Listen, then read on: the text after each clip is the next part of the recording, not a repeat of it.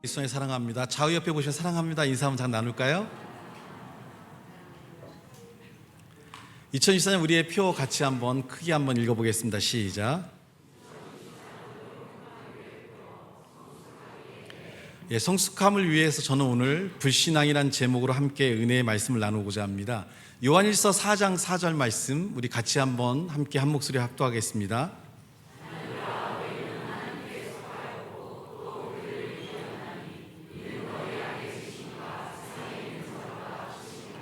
아멘. 제가 지금부터 여러 가지 말씀들을 여러분에게 이렇게 읽어드리고 이렇게 말씀을 나누면서 하나님께서 여러분에 대한 관점을 이렇게 설명해 드리고자 합니다. 이게 왜 중요하냐면 하나님께서 우리를 향한 관점이 이러한 삶으로 우리를 바라보고 계심에도 불구하고 때때로 우리는 여러 가지 시험과 연단 속에서 그런 하나님의 어떤 믿음 또 하나님의 역사를 받아들이지 않고 의심하며 무너지는 경우가 많기 때문에 그런 삶의 부분에 대해서 우선 하나님께서 우리 가운데 어떤 관점과 어떤 마음을 갖고 계신지에 대해서 말씀을 나눈 다음에 우리 안에 주어지는 이런 불신앙들이 어떤 삶으로 우리를 무너뜨리고 있는지에 대해서 함께 은혜를 나누고자 합니다. 요한일서 4장 4절에서는 우리가 하나님께 속하였고 또 우리 안에 속한 그 하나님이 세상에 있는 자보다 크시기 때문에 우리가 하나님을 의지하고 하나님을 소망한다면 우리가 우리의 삶에 주어지는 많은 어려움과 위기들을 넘어설 수 있지 않을까 생각합니다. 근데 우리가 이런 하나님의 역사를 세상적인 것보다 크다고 생각할 때는 그런 믿음으로 이길 수 있지만 만약에 그렇지 않다고 하면 우리의 삶은 흔들리고 요동해서 삶이 우리에게 주어진 문제나 환경들 앞에서 쉽게 좌절하거나 또 절망하거나 무너지는 경우가 많습니다. 요한일서 3장 24절에는 그의 계명을 지키는 자는 주 안에 거하고 주는 그의 안에 거하신다라고 말합니다.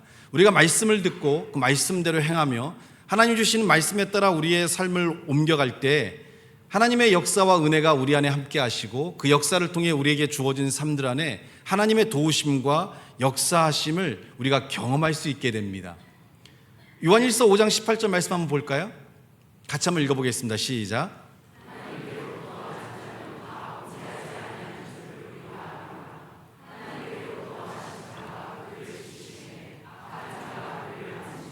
성경은 하나님께서 우리를 지키시고 여러 악한 환경들이 우리에게 역사할 때 우리를 만지지도 못할 정도로 우리를 보호하고 지키시는 역사로 채워주실 수 있음을 얘기합니다. 악한 자가 없다라고 하지 않았어요.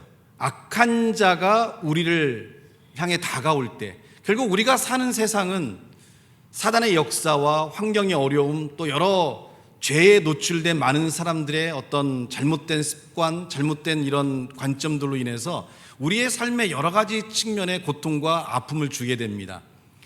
내가 예수 그리스도를 믿고 있고 하나님에 대한 믿음을 갖고 있다고 해서 삶에 문제가 없지는 않아요. 왜냐하면 이 세상 자체가 죄 가운데 있고 많은 사람들의 욕심과 이기심으로 가득한 그들의 삶들은 많은 사람들의 고통과 아픔을 줄 수가 있기 때문에 그래서 가정 안에서도 고통이 주어지고 직장 안에서도 고통이 주어지고 하나님을 믿고 따른다는 교회 안에서조차도 고통과 어려움이 주어질 수밖에 없습니다. 왜냐하면 변화되지 않은 아직 하나님 안에서의 올바른 삶의 방향성을 갖지 않은 그리스도인들은 여전히 그들이 과거에 살았던 삶의 방식 그대로 살아갈 수 있고 그 과정에서 많은 가족들이 고통 가운데 있을 수 있고 또 많은 직장과 사회 속에서 그래서 많은 세상 가운데 그런 얘기합니다. 교회 믿는 사람들이 더 나빠. 교회 다니는 사람들이 어떻게 저렇게 할 수 있을까라고 이야기할 수 있는 그런 일이 반복되는 것은 여전히 우리를 둘러싸고 있는 환경은 우리가 생각하는 것처럼 천국의 환경이 아니라 지옥과도 같은 그래서 그 안에서 주어진 삶의 어려움과 고통이 우리 안에 노출되어 있고 우리의 삶에 많은 혼돈과 삶의 요동을 가져올 수 있게 합니다. 이때 신앙은 그런 환경의 삶을 살아갈 수밖에 없는 것이 인간의 운명이기 때문에 그 안에서 하나님의 역사와 하나님의 믿음을 통해서 우리가 그것을 이겨내고 견뎌내면서 마치 세상은 죄악과 악이 가득한 지옥과도 같은 삶인데 그 가운데서 여러분이 있는 공간은 천국이 되어져서 여러분의 삶의 기쁨과 평강이 넘칠 뿐만 아니라 주변의 사람들 또한 그 안에서 쉼을 얻고 소망을 갖고 행복을 유지할 수 있는 그런 삶들을 하나님께서 이 땅에 원하시기 때문에 교회를 세워주셨고, 또 여러분이 믿고 있는 그 믿음의 가정들, 또 여러분이 믿고 있는 그 믿음의 기업들, 또 여러분이 움직이는 모든 삶에 주어진 사람들에게 소망과 새로운 삶을 만들어줄 수 있다는 겁니다. 많은 자살을 시도하는 사람들 가운데서 그들이 자살이라는 것을 선택하기 전에 많은 손을 뻗었다라고 해요. 근데 모든 사람들이 그런 외침을 거부했기 때문에, 받아들이지 않았기 때문에 그 사람들은 더 이상 자기를 기다려주거나 자기에게 소망을 주거나 자기에 대한 기대감을 갖고 있지 않은 세상에서 살아갈 의지가 없기 때문에 무너진다는 거죠. 오늘 새벽에 갑자기 저희 집 근처에서 누구 오빠 계속 부르는 거예요. 그래서 이 새벽에 누가 이렇게 부를까, 누구 집을 잘못 찾았나. 근데 저쪽에서 들리니까 누가 새벽부터 와서 일찍 퇴근했는데 뭐 집이 닫혔나 그랬는데, 계속 다급하게 이게 소리가 나는데 누구 오빠 처음에 부르시다가 나중에는 어떤 남자의 이름을 딱 부르시는데 그 남자의 이름이 제가 알고 있는 남자의 이름이었어요. 그래서 뭔가 급한 일이 있나 보다 싶어서 이제 그 남자분에게 제가 전화를 드리고, 가족이 지금 위급한 상황인 것 같으니까 집 밖을 좀 돌아보시라고 하고 저도 차를 끌고 갔거든요. 이제 이렇게 3단 정도 쌓여 있는 이제 이 보통 담을 이렇게 옹벽을 쌓을 수 있지만 돌로 쌓잖아요. 이쁘게. 거기 나무에 꽃을 심잖아요. 근데 풀이 많이 자라니까 그 위에서 이제 낮에 더우니까 새벽에 올라가서 일하시다가 거기서 떨어지신 거예요, 뒤로. 근데 척추 쪽이 아마 다치셨는지 몸을 전혀 움직이지 못하시고, 그래서 이제 가서 일단 차에서 이제, 그럴 때는 제가 낚시한 게 정말 감사해요. 차에 웬만한 옷이 다 들어있어요. 그래서 옷 꺼내고 그 자리 같은 거 꺼내서 저체온증이 빠질 수 있고 꽤나 오랫동안 부르셨던 것 같아서 일단 해서 옷 입을 다 뒤집어 씌우고, 그리고서 이제 그 아저씨 통화해서 이제 나오시라고 하고 바로 119 불러가지고 바로 와서 이제 칠구하는까지 보고, 그리고 또 아저씨한테 이제 신분증 챙겨가야 된다고, 그냥 가면 안 되니까 이 부인분 신분증 챙겨라고 해서 이제 보내드렸거든요. 다급할 때 불러요. 근데 만약에 제가 무시했으면, 왜냐면 제가 예배 준비 때문에 아침 일찍 일어나서 씻고 나갈 준비를 하고 있는 타임이었는데, 내가 무시했다면 그 차가운 그 아스팔트 바닥에서 그렇게 1시간 정도 몸이 이제 피도 안 통하실 거고 그런 상태에서 1시간 있었으면 좀 위험한 상황이 될 수도 있거든요. 근데 그리스도인으로서 우리는 항상 그런 훈련을 받잖아요. 사람들의 외침에 우리가 반응을 해주고 그의 고통에 함께하라는 것들을 이제 가지니까 우리는 작은 소리에도 돌아보게 되고 이렇게 삶을 기꺼이 움직일 수 있는, 그 소리를 들었다고 해도 움직이는 건 또 다른 차원이겠죠, 그죠? 소리는 들었지만 내가 누가 알아서 하겠지, 뭐 누가 그렇게 하겠지라고 우리가 다른 사람에게 그 문제를 넘길 수도 있어요. 하지만 그리스도인들은 어떻습니까? 무엇인가가 들리고 무엇인가에 대한 요청이 있을 때 내가 먼저 해야 된다는, 그게 우리가 믿고 있는 예수 그리스도의 가르침이고, 또 그것이 십자가의 올바른 삶을 따라가는 우리의 올바른 모습들이라는 거죠. 차를 끌고 내가 꼭 가야 돼? 현 사회가 그렇거든요. 누가 고통과 아픔에 있지만 움직이려 하지 않고 함께 하려고 하지 않고 도움을 나누려고 하지 않는 그런 마음을 갖는다는 거죠.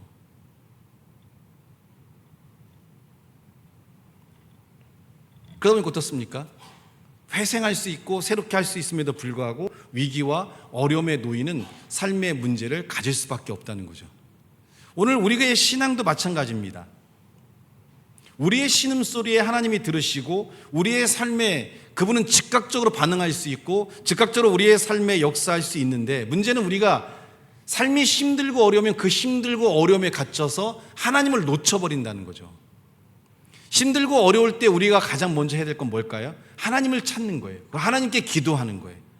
세상에 어떤 방법이 많을지라도 우선 우리에게 중요한 것은 우리가 예수 그리스도를 믿고 있고 우리가 영적으로 거듭났으며 이제 새롭게 삶을 시작한다는 관점이 우리에게 주어졌다면 우리가 해야 될 가장 첫 번째 움직임은 뭐냐면 하나님을 바라보고 하나님께 도움을 구하며 우리의 삶을 맡기는 거예요. 그때 우리는 마음의 평안함을 가질 수 있고, 이 마음의 평안함이 주어지는 삶이 우리에게 주어질 때 우리가 세상을 바라보는 관점들이 올바른 관점을 바라볼 수 있음에 따라서 사람의 감정이 힘들고 어려우면 이 보는 관점이 잘못된 관점으로 보니까 어떻게 돼요? 죽어가는 길로 들어서는 거예요.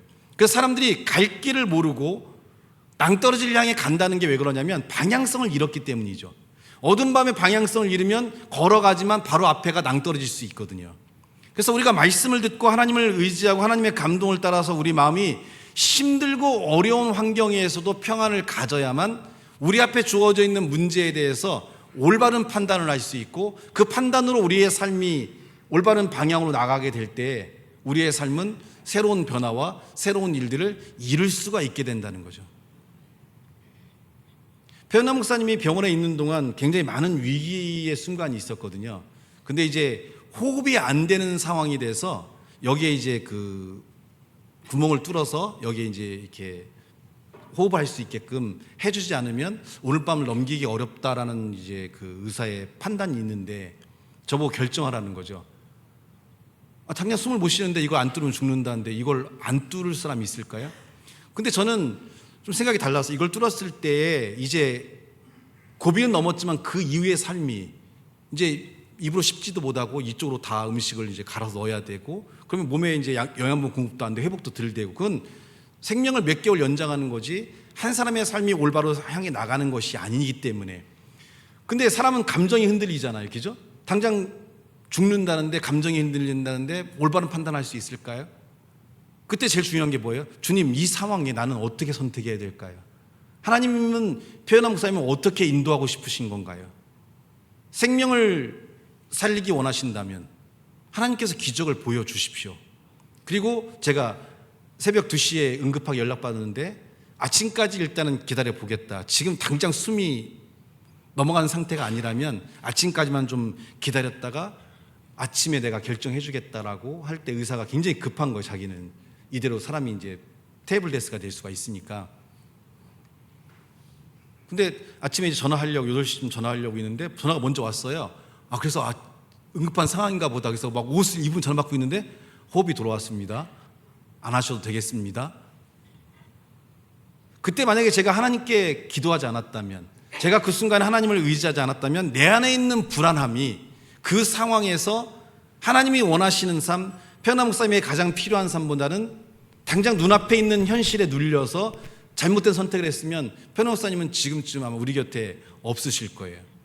이번 주 목요일 날 기도회 모임에 표현남 목사님이 걸어 올라가셔서 기도회 모임 참석하시고 직접 마이크에서 유석 목사님이 설교였는데 마이크 전달해 주셔서 이제 본인 얘기도 이렇게 하시면서 힘내라고 용기도 주시고 조만간 이제 올라가셔서 또 기도도 인도해 주시고 이제 그랬더니 이강원 전우님이 목소리가 더 또랑또랑해지셨다고. 그렇죠. 지금 쉬고 잘 먹고 있잖아요.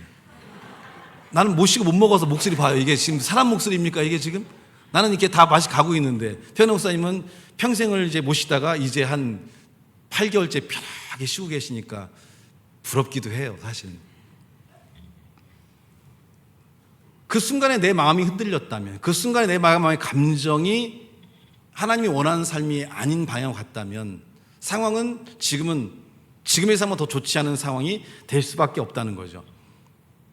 하나님께서 나를 지키시고 악한 자가 나를 만지지도 못한다는 이런 말씀이 있어도 이 말씀에 대한 믿음을 갖고 오늘 우리에게 주어진 문제 앞에서 기도하며 좀 버텨내고 견뎌내고 이겨내는 삶이 필요한데 우리는 너무나 쉽게 무너져버리고 너무나 쉽게 마음이 쓰러져버리고 너무나 환경 앞에서 우리는 쉽게 좌절해 본다는 거죠. 다리가 부러졌어요. 그래서 수술을 해서 기부스를 했어요. 기부스를 풀고 3개월 만에 걸으라고 하면 걸어질까요? 못 걸어집니다. 그때도 뭐가 필요할까요?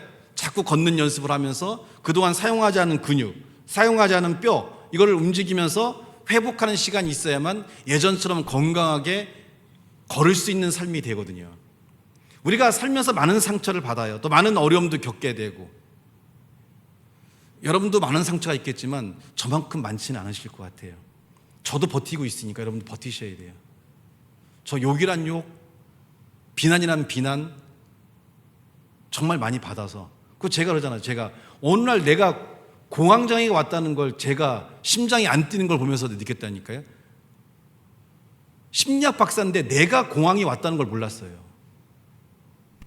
밤에 자는데 심장이 안 뛰어 숨이 안 뛰어져서 심장에 문제가 있는가 보다. 다음날 병원 가서 심전도 검사를 하니까 심장에 문제가 없어요.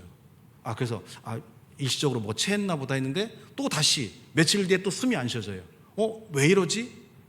근데 얼마나 안 쉬어지냐면 죽음의 공포까지 가는 거예요. 내가 자다가 내 심장을 손으로 막 쳤다니까요. 심장이 안 뛰는 줄 알고. 그게 일주일에 두세 번씩 한 달 반복되니까 이거 이상하다.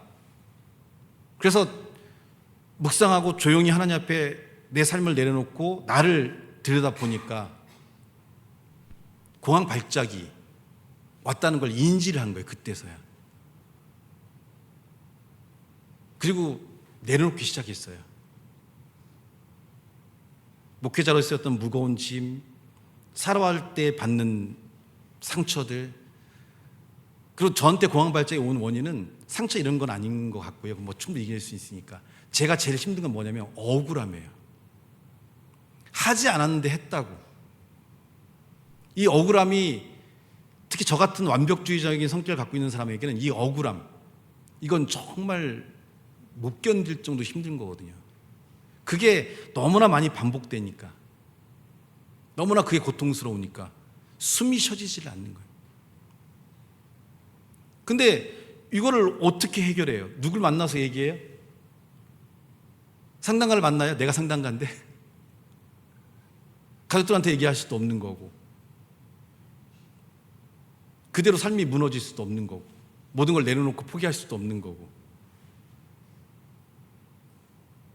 하나님 앞에 내 삶을 열어놓고 나가는 방법밖에 없어요. 그분께 도움을 구하고 그분의 삶에 채워지길 바라는. 완벽하게 치유는 안 돼요. 일단은 심리적인 어려움이 와서 발작을 하면, 또 힘들고 어려운 상황이 되면 내 의지보다도 몸이 먼저 움직이기 때문에. 그래서 그때 연합집회 하면서 제가 심장이 아프다고, 근데 표성 목사님께서 집회해 주셔서 이렇게 기도해 주시고 이렇게 치유를 위해서 해주셨을 때 내게 있는 이 마지막 그 작은, 항상 발작을 일으키는 근본적인 것들이 사라지면서 그 이후에는 아예 그냥 이제 너무 편해진 거죠. 그래서 화가 났어요. 왜 하나님은 내 기도를 안 듣고 왜 표성 목사님의 기도는 들으시고, 뭐 영역 차이야 능력 차이야 뭐야 이거. 화가 났지만 여튼 뭐 낫는 게 중요하니까. 그 힘든 상황에 하나님을 바라보고 하나님을 의지하고 하나님께 맡겼을 때에 내 삶이 회복되고 변화가 일어나요. 갈라디아서 2장 20절 말씀 보면 제일 마지막 말씀에 이런 말씀이 있어요. 나를 사랑하사 나를 위하여 자기 자신을 버리신 하나님의 아들을 믿는 믿음 안에서 사는 것이다라고 바울은 그의 마지막 인생의 삶을 살며 이런 고백을 합니다. 한번 따라해 볼까요? 나를 사랑하사 나를 위하여 자기 자신을 버리신 하나님의 아들을 믿는 믿음 안에서 사는 것이라. 예전에는 이 뒷부분에만 다가왔거든요. 내가 하나님을 믿는 믿음 안에 산다. 근데 그 믿음 안에 살기 위해서 우리에게 먼저 전제 조건이 되는 게 뭐냐면 하나님께서 나를 사랑하셨다는 거예요. 그리고 나를 사랑하시기 때문에 나를 위하여 자신의 생명마저도 우리에게 주셨다는 거죠.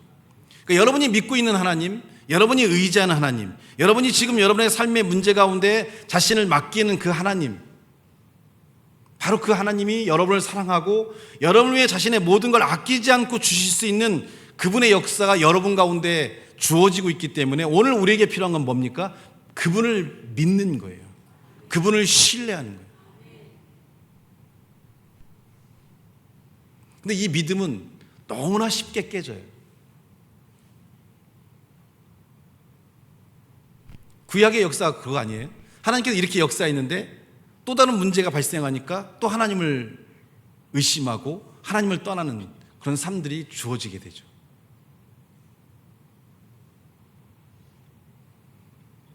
성숙함을 갖기 위해서, 우리가 신앙이 자라고 우리의 삶이 아름다운 삶을 갖기 위해서 우리에게 필요한 것은 이런 불신앙들이 우리 안에 사라져야 돼요. 불신앙이 깨어지면서 쌓여져가는 이런 믿음들은 우리의 삶에 더욱 영적인 성장을 가져오고 많은 삶의 변화와 역사들을 이룬다는 겁니다.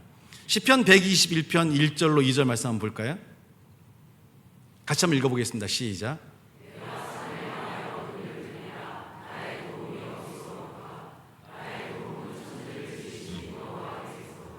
내가 산을 향하여 눈을 들기라. 나의 도움이 어디서 올까? 나의 도움은 천지를 지으신 여호와에게서로다. 이 말씀이 있지만 이 말씀을 믿고 정말 여러분 앞에 주어진 문제를 포기하지 않고 믿음으로 나갈 수 있다고 한다면 우리는 우리 안에 있는 많은 문제들의 새로운 변화와 살아있는 하나님의 역사를 가져올 수 있을 겁니다. 그러나 만약 오늘 우리가 이 말씀에 대한 믿음이 부족해서 하나님을 의지하지 않는다면 우리의 힘과 우리의 삶만으로 우리에게 주어진 문제들은 너무나 커요.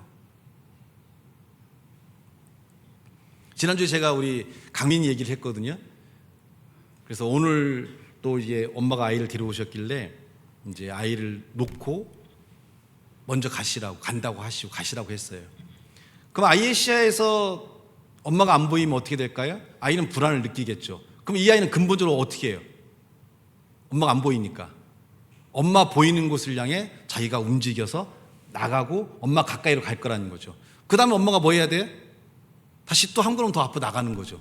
그럼 아이는 또 거기서 주저앉아서 엄마한테 큰 소리를 질러요. 어떻게 해달라고. 근데 엄마가 또 앞에 나가니까 안 보이니까 어떻게 돼요? 또 일어나서 움직여 간다는 거죠. 그때 이 엄마의 위치를 제가 어떻게 설정했을까요? 아이에게 엄마의 모습은 보여주되 거리를 두라고 그랬어요. 그래서 아이가 외치고 소리를 질러도 엄마가 모습은 보이지만 들리지 않을 정도의 거리를 두면 아이가 소리를 지르지만 엄마가 반응하지 않으면 엄마의 모습은 보이니까 아이가 그쪽으로 나갈 수 있다는 거죠. 신앙의 삶이 그렇습니다. 하나님이 여러분의 눈앞에 보인다면 우리 그분을 따라갈 수 있어요. 근데 하나님이 여러분의 눈앞에 보이지 않을 정도로 여러분이 불신앙 가운데 있고 믿음을 잃어버린 상태에서는 사방을 둘러봐도 하나님이 보이지 않으니까 방향을 잃어버리는 거예요. 힘들고 어려울 때 왜 기도하러 가냐면 힘들고 어려운 마음이 딱 오면 하나님 안 보여요. 신앙도 안 보여요. 목사도 안 보여요. 성도도 안 보여요. 기도하는 거, 예배 드리는 거 다 안 보여요. 그러니까 의지적으로라도 내가 이제 하나님과 함께하는 영적인 삶을 산다면 힘들고 어려울 때 우리가 가장 먼저 해야 될 게 뭐냐면 하나님을 부르고 찾는 거예요. 왜? 성경 우리에게 얘기하고 있거든요. 네가 나를 부르면 내가 너에게 나타나고 너를 만나며 네 기도에 내가 응답하겠다라고 약속하셨기 때문에 힘들고 어려운 상황에서 가장 먼저 필요한 게 여러분들이 하나님을 부르고 찾는 이 신앙이 가장 먼저 필요한 거예요. 그래서 그리스도인들이 가장 쉽게 하는 얘기가 뭐예요? 어떤 화장실 갔는데 넘어질 때 뭐라고 그래요? 주여라고 하잖아요. 어떤 상황에도 우리는 불러야 돼요. 주여. 화장실 앉았어요. 변비가 심해. 똥이 안 나와. 어떻게 해요? 이렇게 해요? 주여 하면 잘 나와요. 테스트 해보세요. 아니 진짜. 웃기라겠는데 별로 안 웃으시네. 실망이 크네요. 제 옛날 사람이라 우리 애들은 벌써 다 비웃고 있어요. 월요일 나한테 비전스쿨에서 그럴 거예요. 목사님, 그걸 쪼크라고 유머라고 한 겁니까? 그걸 누가 웃습니까? 수준 높이세요. 이렇게 또 한 말 듣겠지만 그래도 세대가 나는 가는 세대라 뭐 위급한 상황에서 정말 힘들 때 정말 어려워서 어떠한 것도 나오지 않을 때 여러분에게 나오는 탄식, 주님 내 곁에 계시면 나를 도와주시고 나와 함께 하옵소서. 문제와 위기가 있을 때 여러분은 주님을 불렀습니까? 아니면 원망과 불평으로 여러분의 삶을 향해 나왔습니까? 문제와 위기가 있을 때 하나님을 통해서 하나님이 이 문제를 해결하기를 바라지 않고 원망과 불평과 남탓만 하다 보면 어떻게 됩니까? 삶은 무너질 수밖에 없는 거죠.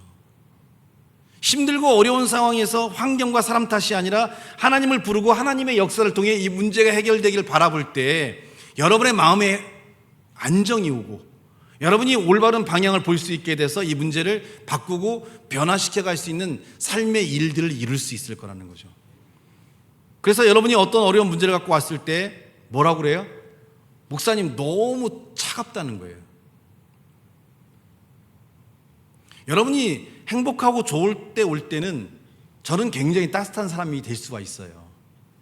근데 여러분이 힘들고 어려울 때 저에게 오면 왜 차갑다라고 정말 막 몸서릴 정도로 차갑고 날카롭고 잔인하다라고 얘기하냐면, 여러분이 힘들고 어려울 때는 방향성을 잃어버려요. 이 상황에서 내가 어떤 선택을 하고 어떤 길을 가야 될지 모를 때 여러분이 하기 싫은 것, 여러분이 그렇게 움직이기 싫은 것, 여러분이 그런 선택을 하기 싫은 거를 목사는 선택시킬 수밖에 없어요. 왜? 그게 살 길이니까. 그게 하나님이 여러분을 통해 역사할 길이고, 결국은 알잖아요. 우리가 그렇게 하면 된다는 거 알지만 힘들고 어려우면 그렇게 해요, 안 해요? 안 하잖아요. 안 한 그것을 하라고 그러는 거죠. 일하기 싫어서 집에 누워있는 아빠가 있는데 제가 신방을 해서 이 뭐 하는 짓이냐고, 당장 나가서 일하라고 그러면 목사가 와서 협박한다고 막 난리를 쳐요. 그래도 할 수밖에 없어요. 가정 경제에 돈을 많게 하자는 의도가 아니라 아빠가 열심히 살고 움직이는 모습을 자녀들에게 보여줘야 이 자녀들이 올바로 성장할 수 있는데, 매일 술 먹고 집에 넓어져 있는 아빠를 보면 이 아이들도 성장기에 어렵게 힘들면 어떻게 돼요? 다 집에 들어넣어서 안 움직인다는 거예요.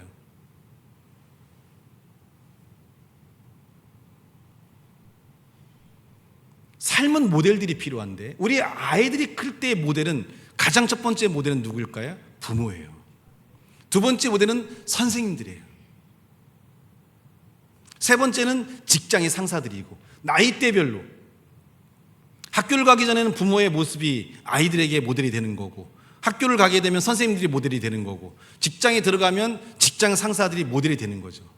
이때 보여주는 삶에 따라서 우리가 어떤 삶을 선택할 것인가,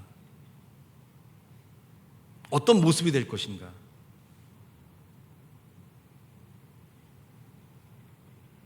그런 분들에게 제가 이렇게 얘기하면 얼마나 힘들겠어요? 얼마나 어렵겠어요? 얼마나 짜증나겠어요? 하지만 방향을 못 잡는 자에게는 방향을 잡아주고, 가기 싫고 하기 싫어도 그렇게 하게끔 만들어야 돼요.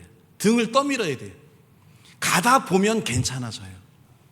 삶이란 게 그렇더라고요. 힘들어서 안 가잖아요. 안 걸어가잖아요. 그 자체만 머물러 있잖아요. 고통이 떠나질 않아요. 힘들고 어려워도 걸어가야 돼요. 그러면 이 고통의 굴레에서 벗어나게 돼요. 여기에 누군가가 오물을 버렸어요. 냄새가 나요. 그럼 냄새가 안 나게 하려면 어떻게 해야 돼요? 오물을 치우든가. 두 번째는 뭐예요? 냄새 나는 곳으로부터 멀리 벗어나면 되는 거예요. 우리의 삶에 문제가 있다면 문제를 바꾸면 되는 거고, 우리가 그걸 감당하기 어렵다고 하면 그 환경으로부터 우리가 벗어나면 돼요. 근데 움직이지 않은 상태에서 어떻게 해요? 힘들다, 고통스럽다고 하면 아무런 변화들이 주어지지 않는다는 거죠.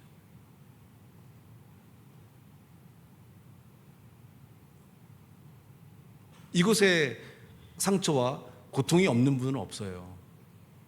가정에서 상처도 크고, 직장에서의 상처, 학교에서의 상처, 또 많은 일을 시도하는 가운데 사기도 당하고 많은 어려움들이 우리 가운데 주어질 수 있습니다.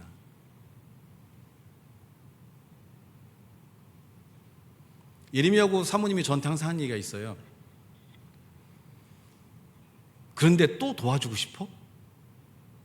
이게 우리 사모님 저 하는 얘기예요. 이제 그만 상처받아. 또 도와주고 상처받을 거잖아. 또 베풀고 상처받을 거잖아. 근데 생각이 달라요. 안 도와주고 내가 혼자 상처받는 것보다 내 스스로가 너무 힘들잖아요. 도움을 구하는데 안 도와주고 내가 왜 안 도와줬지? 내가 왜 그렇게 해야 할까? 내가 목사인가? 내가 이렇게 살아도 되나? 이렇게 스스로 상처 주는 것보다는 차라리 도와주고 상처받는 게 훨씬 나아요. 여러분이 안 움직이면 상처가 안 될 것 같지만, 여러분이 움직임이 없고 베풀지 않으면 상처가 안 될 것 같지만, 그 자체가 여러분에게는 상처예요. 왜? 우리는 그리스도인이니까. 우린 예수 그리스도를 믿는 자들이니까. 움직임이 없는 여러분들은 그 자체로 하나님의 책망과 하나님의 질시를 들을 수밖에 없어요. 차라리 베풀고 나눠주고 차라리 상처받는 게 훨씬 나아요. 왜? 잊어버리면 되니까.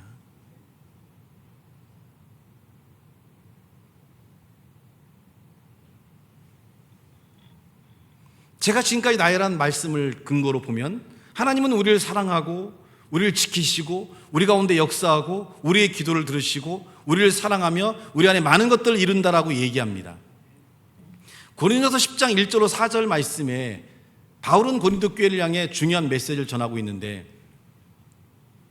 1절에 보면 우리 조상들이 다 구름 아래에 있고 바다 가운데를 지나며 모세에게 속하여 다 구름과 바다의 세례를 받고 3절 다 같은 신령한 음식을 먹으며 4절 다 같은 신령한 음료를 마셨으니 반복되는 게 뭐예요? 다라는 단어예요. all. 한 사람에게 역사한 게 아니라 이스라엘 민족 전체에게 내가 너를 구름 가운데 바다 가운데 신령한 음식, 신령한 음료 너희들이 부족하고 풍족하고 필요할 때마다 내가 채우고 역사해서 너희 모두를 이렇게 은혜와 소망 가운데 먹이고 입히고 모든 것을 채려 주었는데 한 사람의 경험이 아니에요. 모든 사람들에게 동일하게 하나님의 은혜와 역사를 주었는데 5절 보니까 그들의 다수를 하나님이 기뻐하지 아니하셨으므로 그들이 광야에서 멸망을 받았다고 얘기합니다. 많은 은혜를 경험하고 많은 역사가 주어졌지만 어떻게 돼요? 그들은 여전히 하나님을 원망하고 불신앙하고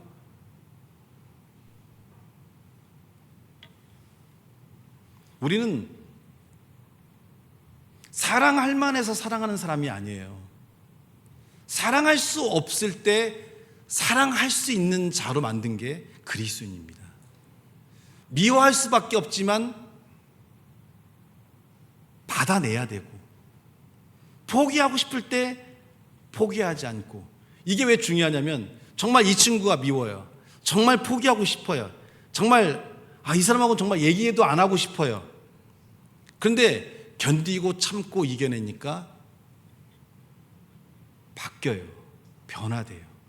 나아요. 회복돼요. 새롭게 돼요. 이곳에 있는 우리가 그렇잖아요.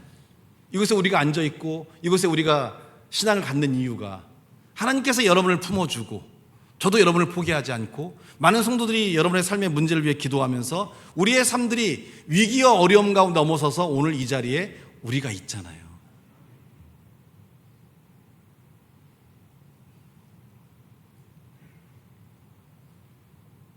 힘들다, 아프다 중요합니다. 우리의 삶에서 아파요, 힘들어요.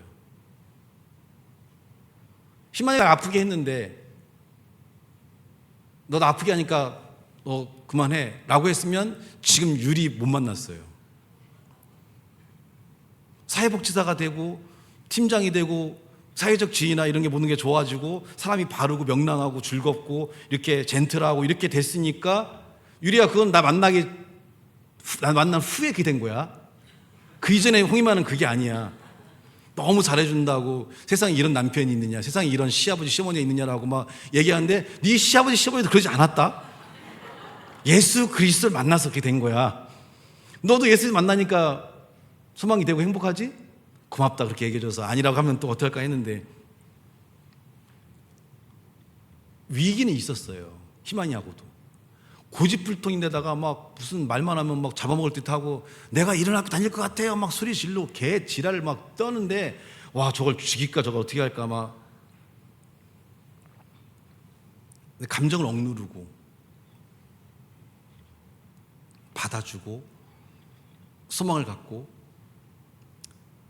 너한테 딱 하나 있는데 네 삶의 99%가 영 개판인데 딱 하나 있는 게 남을 위해서는 네가 좋은 마음을 갖고 있는 것 같으니 네 인생의 방향을 남을 위해 살아라. 근데 목사 되기는 아닌 것 같고 성질머리에 못돼 먹어갖고 왜냐면 교회에다가 어항을 놓는데 그 안에 어항을 갖다 고기를 다 잡아가지고 갖다 버린 게 홍이만이에요. 100일 때 걷지도 못하는데 기어가서 물고기 다 잡아다가 다 입으로 씹어가지고 버린 애가 홍이만이라고 좀 과장되게 얘기한 거야. 나만 하는 게 없었어요. 교회에 다 부서지고 다 깨지고 희만이가 뭐 이거 저거 상처긴 한데 눈에 넣어도 안 아플 우리 딸을 갈비뼈 3대를 부셨어요. 돌려차기 해가지고 나 그때 아무 말 안 했어요. 내가 서현아 원사님 여기 있지만 홍이만 저기 훈장이 있지만 나 아무 말 안 하고 그냥 가서 그냥 기부스하고 그냥 6개월 동안 참았어요. 두 번째 철회비 드리는데 애들끼리 교회 앞에 봉투 세워놨는데 그 안에 더 놀다가 예리 머리를 어디다가 쳐박았는지 그 밑에 쇠 머리가 여기가 찢어져가고 그 밤에 응급실 가가고 꼬맸어요. 난 기억도 안 나지? 근데 그게 홀만이 아닌지 잘 기억은 안 나.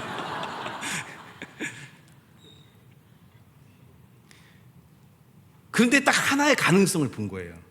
근데 타인을 위해서, 남을 위해서는 최선을 다하고 이렇게 선한 마음, 아마 그것은 이제 부모님의 좋은 마음의 영향을 받았겠죠. 부모가 모델이 됐으니까. 그래서 타인을 향해 베풀고 열심히 움직이고 이런 부분이 있으니까 그 하나가 이 아이한테 가장 아름다운 삶이니까 그 하나의 삶에 하나님이 역사하고 축복을 주니까 그게 이 아이한테 가장 빛난 삶이 된 거죠. 1%밖에 없던 그게 부정적인 90%를 잡아서 이 1%의 남을 배려하는 그 마음이 90%의 삶의 변화를 줘서 지금은 100%의 남을 배려하고 남을 사랑하고 남을 위해 자신을 헌신할 수 있는 좋은 인격자로 성장이 되면서 많은 사람들에게 소망과 행복과 기쁨을 주는 자로 바뀌었다는 거죠. 홍장님은 아멘 크게 했어요 지금.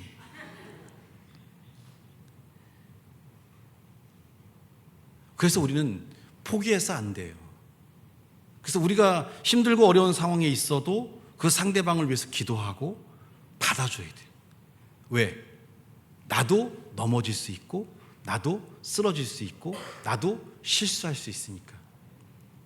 지금은 내가 힘들고 어려운 시기를 겪을지라도 차후에 내가 또 누군가를 힘들게 하고 어렵게 할 수 있는 존재가 되거든요. 저도 알아요. 많은 사람들에게 도움을 주기도 하지만 또는 일부의 사람에게는 고통과 아픔을 주는 자가 될 수도 있다고 생각을 하고 또 그렇게 고통과 아픔을 줬다고 생각해요. 그래서 제가 지금도 잊지 못하는 가장 큰 아픔은, 그래서 그 친구를 위해 지금도 기도하고 있는 큰 마음의 빚은 교회에 자꾸 돈이 없어졌어요. 근데 학생부 하나가 좀 의심가는 애가 있었어요. 그 아이를 불러다가 막 혼냈어요. 너밖에 없다. 내가 생각할 때는. 그래갖고 그 아이를 혼내고 다시는 그렇게 하지 말라고 얘기를 했는데 아이가 그게 상처가 됐어요. 자기 억울하다고. 제가 이제 중고등학교 이제 전사했을 때, 이제 지금 헤르문교회 거기서 제가 부교육자 일할 때 그 아이가 그다음부터 교회를 안 나와요. 그래서 나는 어떻게 위로를 했냐면, 근데 그 아이가 안 나오는 시점에부터 교회 돈을 안 없어지더라고. 그래서 내 스스로 그렇게 위로를 한 거예요. 아이를 내가 틀리게 본 건 아닌 것 같다. 처음에는 그렇게 해서 위로를 했는데 시간이 지나니까 내가 한 영혼을 죽였구나. 이 아이가 예수를 떠나서 교회를 떠나서 앞으로 이 아이가 어떻게 세상을 살아갈 수 있을까. 또 자기를 믿어주지 못한 나에 대한 그런 아쉬움, 이런 아픔들이 결국은 하나님에 대한 신앙이 굴복된다고 하면 이 아이는 평생 어렵지 않을까. 그래서 제가 그 아이를, 그 영혼을 죽여버린 거죠.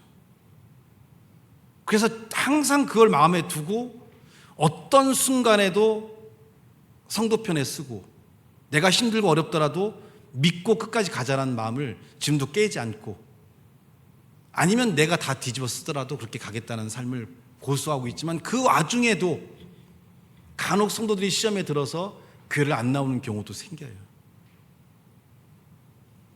저의 잘못이죠.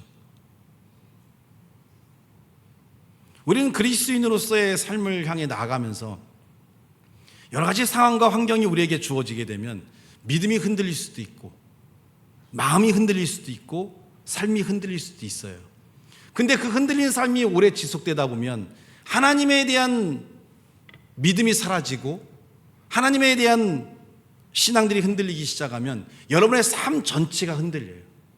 삶의 고통과 삶의 어려움도 중요하지만 우리에게 더 중요한 것은 이 고통과 어려움으로 인해서 하나님을 놓쳐버리고 나면 그 이후의 삶들이 더 큰 문제와 어려움이 있기 때문에 삶이 힘들고 어렵더라도 우리는 하나님을 붙잡고 하나님을 의지해 나아가는 삶들이 우리 가운데 필요하다는 겁니다.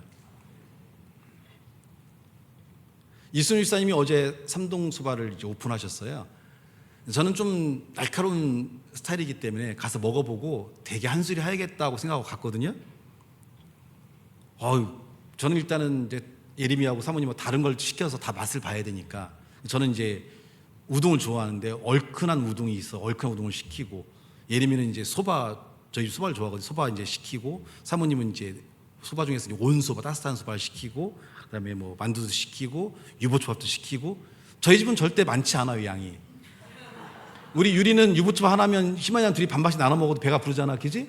우리는 그거 안 돼. 우리는 유부초밥 한 사람당 10개씩은 먹고, 소바도 먹고, 우동도 하나씩 먹어야 되고, 거기에 튀김도 먹어야 되고, 그 다음에 디저트로 아이스크림까지 먹으면 조금 아쉬워서 이제 밖에 나가서 편의점 들려서 또 빵 하나 먹고 이렇게 해야 되는 우리는 지금 집안이에요. 왜? 이남 성도님도 그러세요? 많이 드세요? 근데 건강하시잖아요. 왜? 그러니까 금요일날 표선 목사님 오셔서 집회 오셨는데 제가 옆에 앉아 있었거든요. 갑자기 이게 앉으면 배가 이렇게 걸치잖아요. 이렇게 배를 꾹꾹 잡더니 너 이거 어떡하려고 이러냐고. 그랬어요. 영역의 능력의 근원이다. 내가 설교할 때 난 안 지친다. 왜? 여기 이 튜브가 배를 딱 감싸주고 이게 딱 버텨주니까 꼿꼿하잖아요. 그죠? 저 형님 보면 자세가 이렇게 꾸부정하잖아요. 이렇게. 왜 그래요? 배를 안 잡아주니까 그래. 모든 사람이 운동가도 그렇고 모든 사람들의 이 중심은 어디에? 허리잖아요. 송치문 지사님 부럽지 않아요? 어렵지 않아요. 하루에 5식 하면 돼요. 아침, 점심, 저녁, 간식. 그리고 밤에 자기 전에 라면 하나 끓여 먹고 자면 금방 이렇게 단단한. 하루 종일 애들 가리키려고 서 있으면 허리 아파요, 안 아파요? 아프죠. 나는 허리 아픈 게 없어요. 이게 얼마나 그래갖고 배를 꼭 꼬집으면서 이거 어떡할 거냐고 막 이제 얘기를 이렇게 한참 하시더라고요. 뭐 얘기하다 또 잊어버렸네. 방향에 나가면. 이남 선생님, 예, 많이. 그 뭐라고 하려고 했는데, 우동 딱 먹는 순간, 이승주 집사님의 눈물이 들어가는 우동이구나. 이 배워야 되잖아요, 그죠? 배워서 본인 이제 주방장으로서 이제 해야 되니까. 원래도 요리를 잘해서 항상 나림이가 아빠가 해준 김치볶음이 맛있다, 아빠가 해준 김치찌개 맛있다, 항상 이렇게 요리에 대한 얘기를 하셨는데, 처음으로 본인이 이제 요식업을 들어가셨으니까 그 정도로 맛을 낼 수 있을까 했는데, 일단 먹는 순간 맛있는 거예요. 예림이한테 수박은 어때 했더니 수박 맛있다고. 사모님한테 온수박은 어때 했더니 맛있다고. 그래서 끽소리 못하고 그냥 얼른 도망쳐 왔어요. 한마디 하고 내가 미식가인데 말이야 이게 뭐야 라고. 근데 그 이전에 내가 말하고 싶은 건, 그 이전에 이승우 집사님은 우울증을 앓고 계셨어요. 마음도 힘들고 불안하고, 내가 이걸 삶을 끌어나가기 너무 힘든, 약을 많이 먹어도 감정이 사그라들지 않고 너무 힘들고. 애들이 고생했어요. 아빠 어떻게든 끌고 나가서 운동도 시키고, 아빠 전화도 막 하고. 나림이는 뭐 유림이는 더 하겠지만 일단 나림이는 학교에 있으니까 보잖아요. 점심밥 먹으면 핸드폰 껴서 아빠 밥은 먹었어라고 매일 전화하고. 옆에서 그걸 지켜본 내가 너무 감동스러웠어요. 이분이 꼭 이길 수 있겠구나. 가족들이 이렇게 매달리는데 어떻게 못 이기겠나. 근데 이제 오픈을 앞뒀잖아요. 그러니까 우울증이 있으니까 얼마나 지금 불안하겠어요. 힘들겠어요. 오픈하고 일단 움직이기 시작하면 괜찮은데 그 전까지의 고통이 너무나 크겠죠. 근데 먹으신 분마다 잘 먹었다, 맛있다, 또 오겠다, 주방장 짱이라고 하니까 한순간에 자기의 삶을 지배해왔던 우울증은 다 사라져버린 거예요. 이제 내가 어떻게 살아갈지에 대한 소망과 믿음이 생기는 거죠. 준비하는 과정도 힘들었을 거고, 이런 과정들이 본인이 하나님을 의지하며 싸워가면서. 그래서 어제 서영길 목사님 그러시더라고요. 자기가 우울증협회 회장인데 어제 가서 회장 이름으로 가서 사안도 주고 밥도 먹고 오고 했더니 맛있다고 얘기하시더라고요. 그래서 우리 교회 우울증협회 회장은 서영길 목사님입니다. 잘 나가던 우리 서영길 목사님 막 그 마케팅 전문가, 한국에서 마케팅의 최고 1위거든요. 대기업에서 정말 날리던 사람이 한순간에 들어 넣어갖고 못 나가요. 난 죽었어요. 끝났어요. 그게 바로 엊그제 일이에요. 감추지 않아요. 전 그래서 너무 좋은 거예요. 나 우울증협회 회장입니다 하면서 많은 사람들에게 기도합시다, 소망을 가집시다. 귀한 사역이 되는 거예요. 남들은 이해 못하는. 우울증 앓지 않는 사람들은 야 그것도 왜 못 이겨 이겨야지 하지만 본인이 알았으니까 의지로 안 되거든요. 소망을 주고 믿음을 주고 만들어 가요. 그래서 이제는 이순희 집사님 앞날은 창창할 것 같아요. 그 감정까지 다 이기고 삶을 만들어냈으니까. 오늘도 뭐 예배 후에 뭐 가서 드시는 분도 있겠지만 후회하지 않으실 겁니다. 요 간만에 먹어본 것 중에 굉장히 좋은 그런 거였거든요. 두 번째, 우리 교회에 백한결 청년이 있어요. 말도 안 하고 보면 약간 또라이 같고 저 사람인가 저거 짐승인가 뭐 이렇게 생각하는 막 신만 좋고. 근데 이 친구는 로봇만 연구하는 친구예요. 대학부터 로봇을 전공했고 대학원에 로봇을 전공했고. 근데 이 연구라는 것은 끝도 없잖아요. 그래서 논문도 막 내고 막 뭐 세계적인 그런 로봇 학회지에 논문도 내고 막 준비해 온 과정에서 정말 뚝심 있게 그 삶을 향해 나아오다가 카이스트에 이번에 박사에 합격했어요. 축하할 일이에요. 우리 교회도 드디어 명문대 나왔어. 서울대가 나왔는데 그건 뭐 어째 문과니까 그런데 이제 이과에서도 카이스트가 나왔어요. 나 잘 보이려고. 이제 벤츠 하나만 차리면 이제 뭐 얘는 이제 떼돈이잖아요. 로봇 이 관절 부위에서는 한국의 최고니까.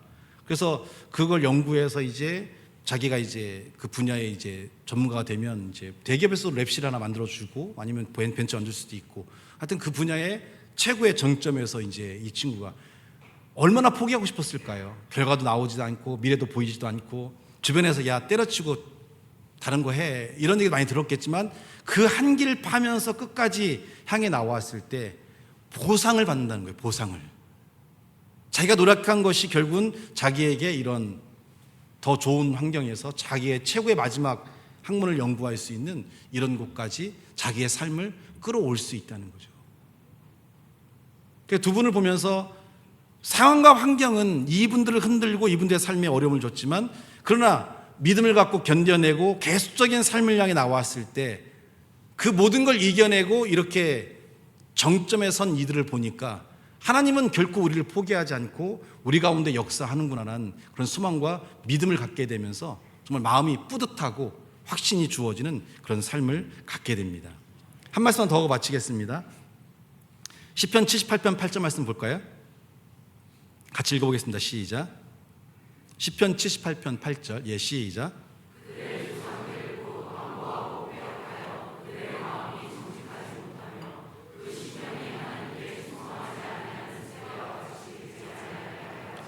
시편 78편 10절도 한번 읽어볼까요? 자, 시작.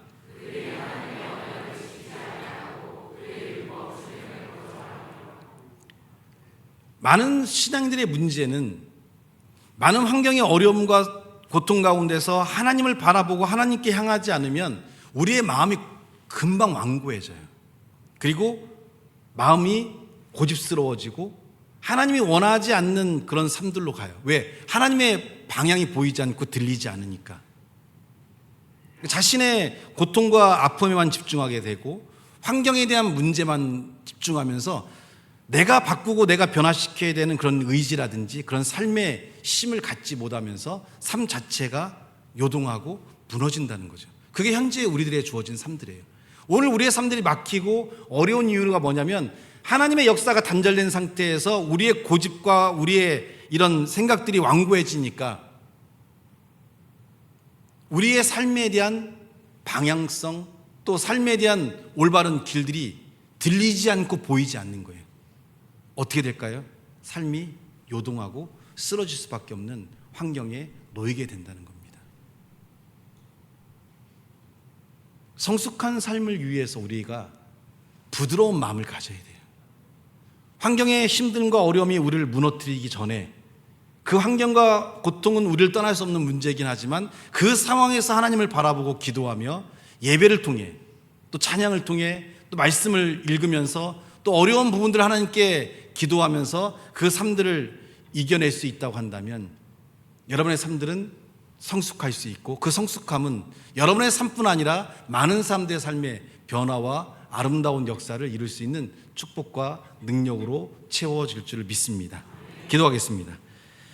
하나님 감사합니다. 주신 말씀과 은혜가 우리의 삶을 통해 넘쳐나도록 인도해 주시고 그리스도의 축복과 소망과 믿음이 우리의 삶 안에 아름답게 채워지도록 도우시고 인도해 주시길 간절히 원하오며 예수님의 이름으로 축복하며 기도하옵나이다.